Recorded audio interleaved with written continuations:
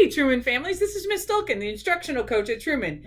And hey, during this January challenge and February of the reading challenge, I wanted to participate. And so one of the things I wanted to do was kick it off or give you a break tonight, or if you're in the car, listen to me read my story. So I picked one of my favorite stories, which happens to be Hugless Douglas. And one of the reasons I love this book is because my brother's name is Doug, and I used to rhyme things with his name. So here we go. Hugless Douglas.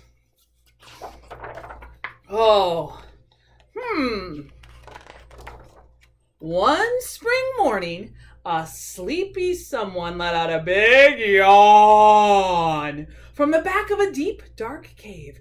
It was a young brown bear, and his name was Douglas. "I need a hug," said Douglas. So he wriggled out of his pajamas, and he brushed his hair, he put on a scarf, and went to go look for one. "My best hugs are big," thought Douglas. So he went up to the biggest thing he could find, wrapped his arms all the way around, and he gave it a squeeze. But it didn't feel right. "Oof," grunted Douglas. "It's a bit too heavy. Help!" "Well, my best hugs are tall," thought Douglas. So he went up to the tallest thing that he could find. He hugged the bottom, he hugged the middle, and he hugged at the highest he could reach. But it was all wrong, and it gave him splinters. Ooh, that hurt. "My best hugs are comfy," thought Douglas, and he trotted towards a cozy-looking bush. And he hugged the bush, but something felt very odd.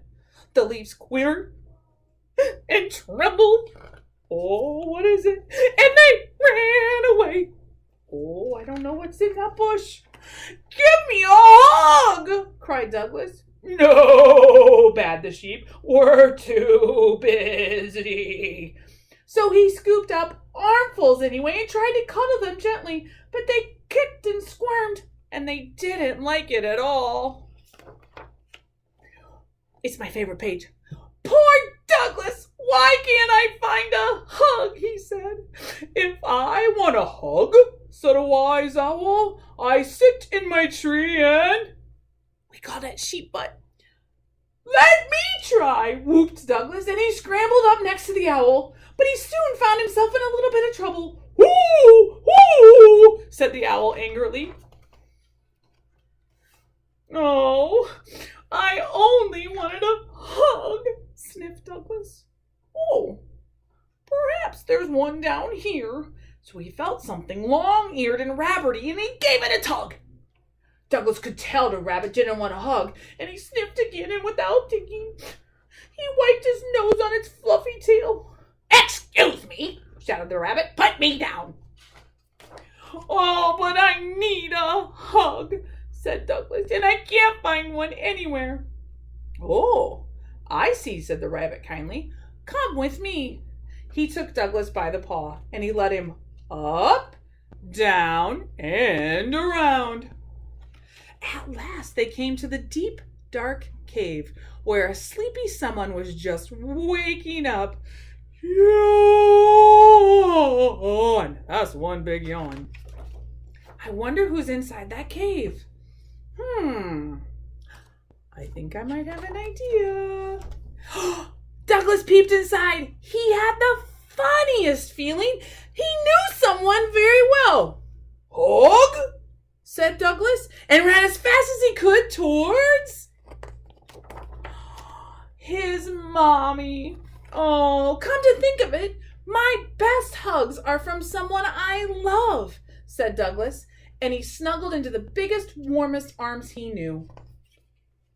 And I love this page because you might want to practice some of these tonight. There's a sandwich hug, and a good night hug, and an upside down hug, and a don't let go hug, a falling hug, a shy hug, group hug, a back to front hug, a solo hug, a tummy hug, a daisy chain hug, a big hug, a come and get it hug, and an an unrequested hug.